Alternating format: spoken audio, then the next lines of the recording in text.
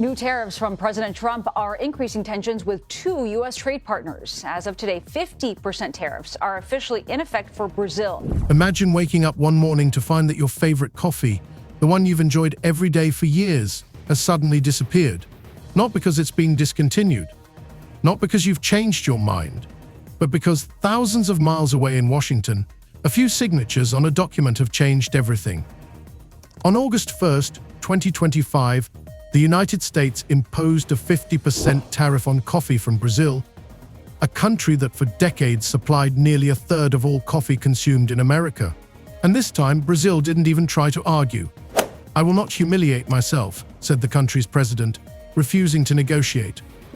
No, I don't think we do. And the problem for the White House is that they're not, this is not supposed to be a strategy session with an FBI director. FBI directors don't participate in political strategy sessions. That's just not something that's been done, and certainly in the post-Watergate era. What does this mean for you? At first glance, it seems like a small thing. Your favorite pack of coffee on the supermarket shelf has gone up by $1. But behind that number lies a chain reaction. Millions of Americans are already paying more than ever, and tomorrow they may find that the taste they are used to is simply gone. Brazilian suppliers are canceling contracts because their coffee now costs the same in the US as more expensive, premium varieties.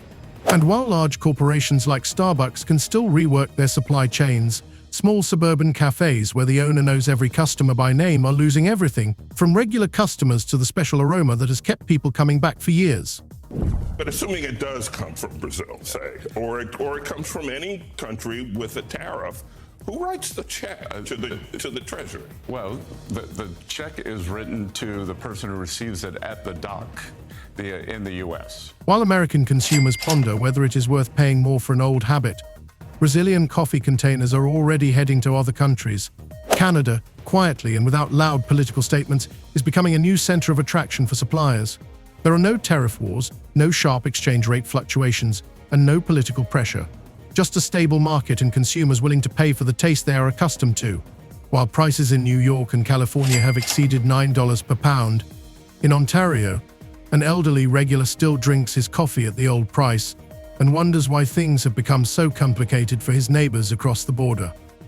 By the importer, is that right? But the Brazilian exporter could decide that they want to keep market share. They could lower their price so that the full 50% of the tariff, say, they could eat part of the cost. They could eat part of the tariff, which is what we've seen. But behind this story is more than just a battle over the price of a morning beverage.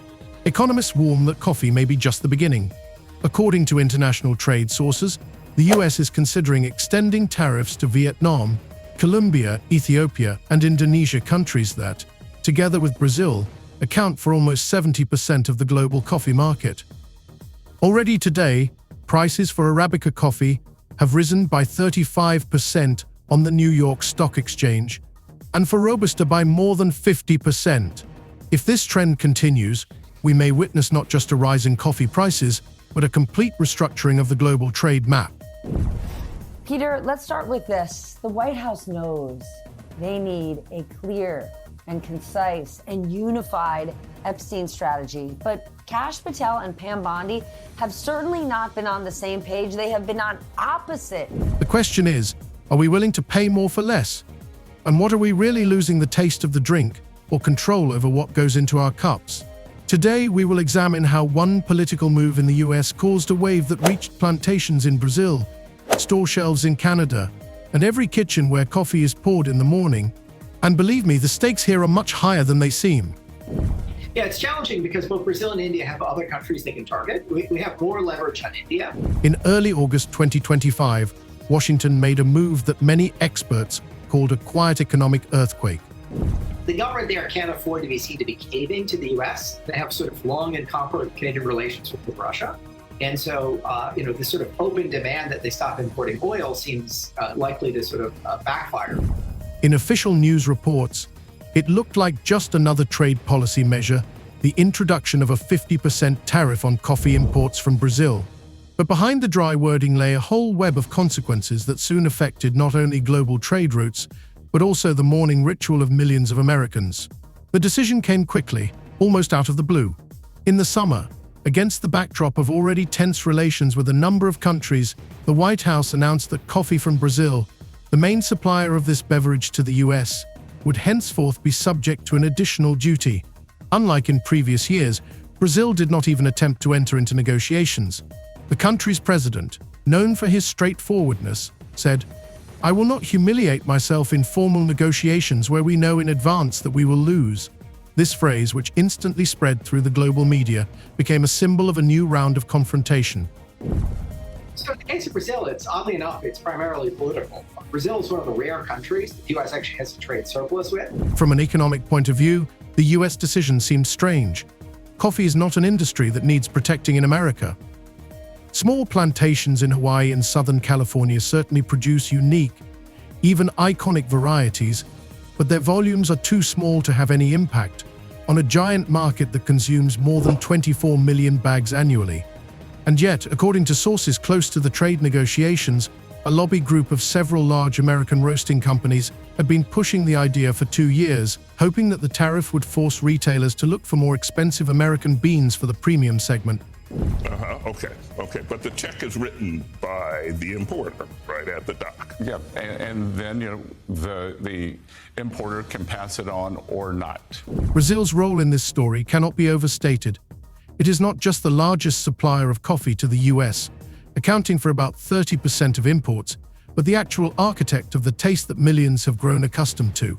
Brazilian Arabica is the basis for the mass blends served at Dunkin', Tim Hortons, Starbucks, and sold under brands such as Maxwell House, Folgers, and Kirkland in supermarkets across the country.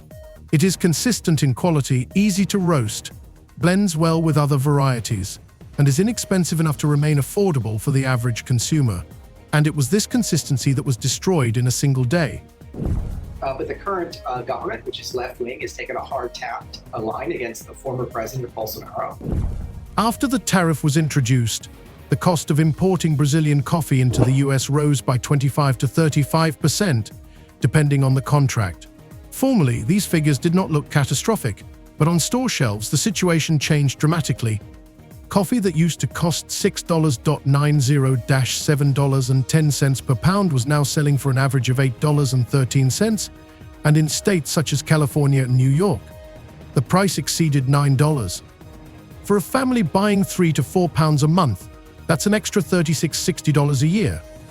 Some might say it's a trifle, but for households on a tight budget, such expenses already require a rethink of habits. The check is written by the person who receives it at the dock, so the tariff is paid in this country. However, the figures are just the tip of the iceberg. In the first days after the tariff came into force, Brazil's largest exporters began to review their contracts. It was not a matter of a lack of orders, but rather that the previous price advantage on the US market had disappeared. Sending beans to the US became as expensive as sending them to premium markets in Europe, while bureaucratic risks and political instability in Washington made the US market even more unpredictable. One of the largest cooperatives in Minas Gerais, which employs more than 2,000 farmers, officially announced that it was cutting shipments to the US by 40% and refocusing on Asia.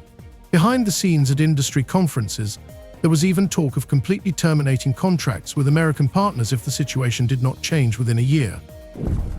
Thank you, Eugene. Meanwhile, the Trump team is still trying to figure out what to do about Jeffrey Epstein and Ghislaine Maxwell and the controversy swirling around all of it. At the same time, rumors began to circulate in the industry, which heightened tensions. Some analysts claimed that the tariff decision was made not only because of lobbying, but also as a way to put pressure on Brazil in negotiations over aluminum and soybean exports. According to this version, coffee became a kind of hostage in a broader package of trade disputes. Even more radical comments came from former officials who claimed that the administration was trying to push through a project to expand coffee plantations in Puerto Rico and Hawaii in order to present it as a revival of American coffee in a few years' time. A person close to the White House tells NBC News a group met last night to discuss that and other topics. We know that group included Attorney General Pam Bondi and FBI Director Kash Patel. Meanwhile, the consequences for the market began to manifest themselves not only in prices. Logistics companies that had spent decades fine-tuning delivery routes from the ports of Santos and Rio de Janeiro to American harbors began to record cancellations and transfers of containers to Hamburg, Rotterdam, and Shanghai. Warehouses in New Jersey and Florida began to accumulate stocks of coffee from Vietnam, Indonesia, and Ethiopia, although none of these suppliers could offer the same stable and cheap volume as Brazil. Switching to alternative partners meant revising contracts with roasters, reconfiguring production lines, and changing recipes, all of which added costs that were ultimately passed on to the end consumer. And the DOJ does have a big decision to make. Tomorrow is the deadline to decide whether they will ask a judge to unseal grand jury exhibits from the Epstein case. Even big players like Starbucks officially admitted that higher prices for Brazilian coffee would affect their costs, but they had ways to minimize the impact: long-term contracts with different countries, financial reserves, and the ability to quickly change their marketing strategy by presenting new varieties as unique seasonal offerings. Small businesses do not have such luxuries. Independent coffee shops tied to one or two suppliers were faced with a choice: raise prices and lose customers, or change beans and risk the taste that those same customers have been coming for years. So it will hit consumers. These two countries are not that important. As a result, two processes ran parallel. Dissatisfaction grew among coffee lovers in the US, while in Brazil, the conviction that the American market was no longer reliable took hold. While in 2024, 8 million bags of Brazilian coffee were shipped overseas to the US, forecasts for 2025 predicted a drop of 1/3. This meant not just a shift in trade flows, but the beginning of a reorientation of an entire industry that had come to regard America as its main customer. Thus, the introduction of a 50% tariff was not only a political statement, but also a symbol of how quickly the familiar world can change. Today, you drink your coffee as usual, but tomorrow, the same taste may no longer be available or may cost twice as much. There is no single culprit in this story. There is a chain of decisions, interests, and calculations that have become entangled in a tight knot, tightening around the throat of the global coffee trade. When the first shipments of Brazilian coffee stopped reaching American shelves, it seemed like a temporary hiccup in the supply chain. But in reality, a chain reaction had begun that affected every level of the coffee business, from large chains to small family-owned cafes. Logistics, built up over decades, was disrupted at several key points.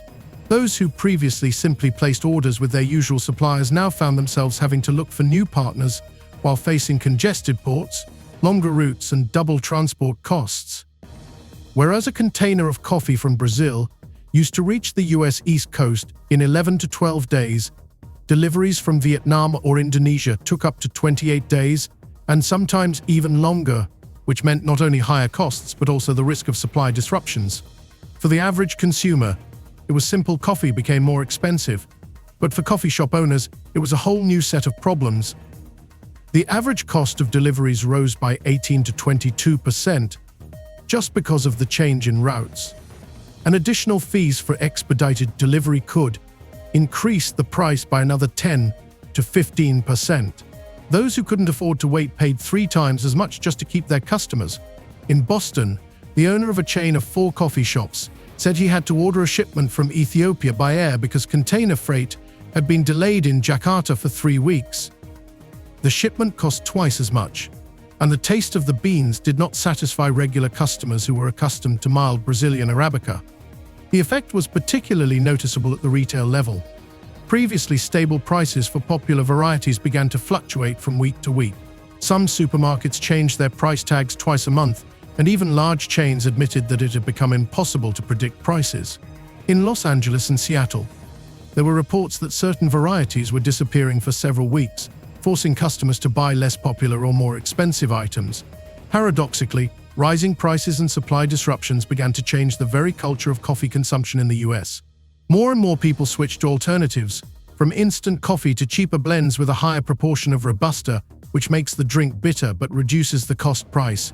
Small towns and suburbs, where coffee shops are often an important part of the local rhythm of life, have been particularly hard hit.